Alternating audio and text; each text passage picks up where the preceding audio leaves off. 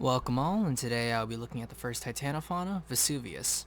Unlike most reviews where I go over the design in somewhat extensive detail, I'll be primarily looking at the color for this review. This is due to the design having an overall good aesthetic, well proportions, and a unique silhouette, which is a hallmark of how I judge designs from the onset. And no, I am not primarily looking at the color because it's mostly one, therefore making it easy to critique.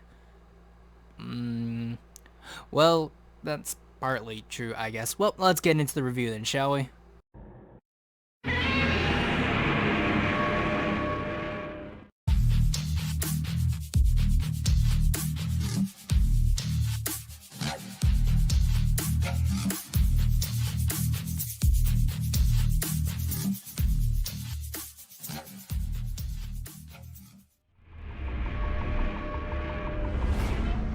Now, I think it's pretty obvious what color this character is. Vesuvius is primarily brown. Of course, he has a lot of shades, which I'll get into, but brown overall, despite having a lot of shades, is considered to be a very boring color. By extension, I would also say gray is considered a very boring color to work with. The reason I bring up gray is because my own character, Zogre, uses gray, and I think criticisms and pitfalls both me and this creator suffer from is that we have characters with rather bland color schemes. But what do I mean by this? Well, brown is a composite color while gray is a neutral one. Both these colors work as underlining ones because of their more subdued nature, and they're paradoxically very easy to work with because they play nice with essentially every other color. Probably gray more than brown, but it all depends on the shade, of course. And in terms of shades, what color scheme does Vesuvius have? Now, of course, looking at Vesuvius, despite him being all brown, all he does is actually a really good job of providing a lot of variety in shades. We see that the head is its own shade of brown, the body is its own shade of brown, the armor that runs along the arms, the legs, and of course the back with the spines is its own shade of brown, the spine that runs along the upper shoulders is its own shade of brown, the throat is its own shade of brown, the spine that is part of the stomach and runs all the way down to its tail is its type of tan, but again its own shade of brown that provides a little bit of nice counter shading. You're looking at so many different shades of brown, it's actually quite interesting and commendable to see how well he was able to use all of these different shades, and when you look at the design in more detail, there is a lot of variety there in terms of color. But, however, despite there being a lot of variety, there also isn't a lot of variety. Again, it's very paradoxical when it comes to working with shades, especially with a composite color like brown. But I think, brown aside, is this a good color scheme? And I would have to say yes, there is nothing wrong with the color scheme in and of itself. However, can it be improved? Also yes. But the question now becomes, how would I go about doing this? I would say my first idea is by adding more visual flair, by giving an in-universe explanation, and my in-universe explanation I'll be using would be Vesuvius's powers or his energy system.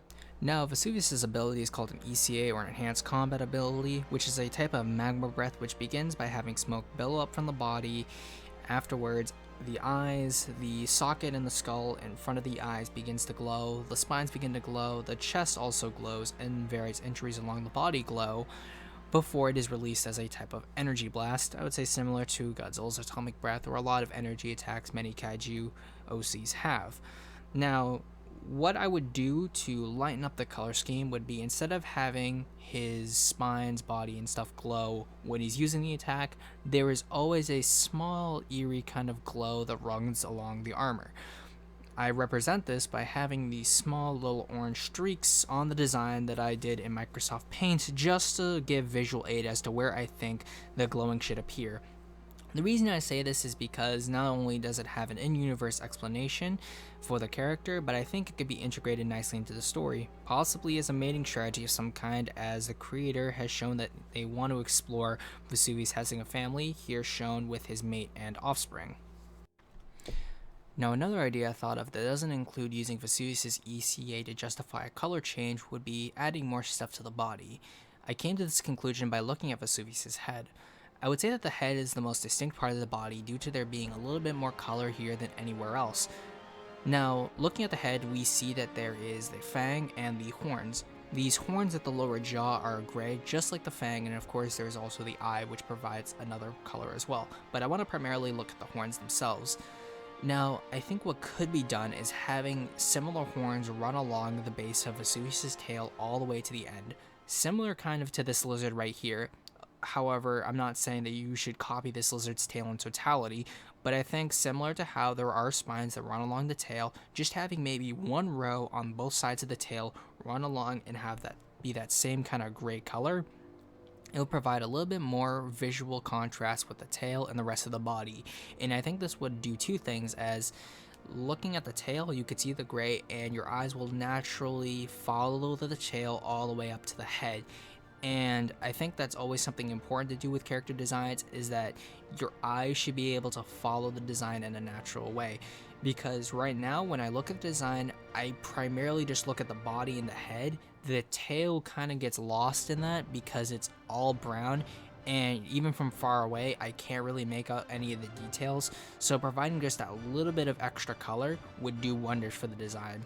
And I accomplished this in terms of where I want the placement of the horns to be by having these orange circles and then this orange line just run along the tail's base.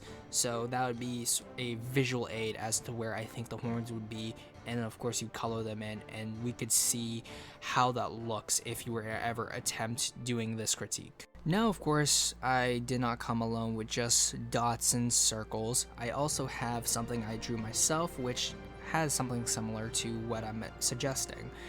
A while back, I'd say maybe at least 2 years ago, I'd been messing around with doing lizard kaiju designs, and I came to this one, and what I did here is what I'm suggesting to you now. As you can see with these blue horns and spines, they not only run along the back, but they also have this pair that runs along the tail. That is what I'm suggesting to do for Vesuvius. Of course, they do not need to be the same shape, and definitely not the same color, because I do not think this blue would work with Vesuvius. But I think doing something similar here, or like what is seen on this real life lizard here, is what I would suggest to break up Vesuvius' design without using orange or having his ECA be a justification for a color change in his base form. Now, another idea I'm taking from this lizard is the orange streaks on its back. Vesuvius' ECA is already orange in color, and I feel that having a shade of orange that runs along Vesuvius' back similar to this lizard here would provide a bit of visual flair. His ECA is already orange, so I think that the creator understands that orange and brown work very well together.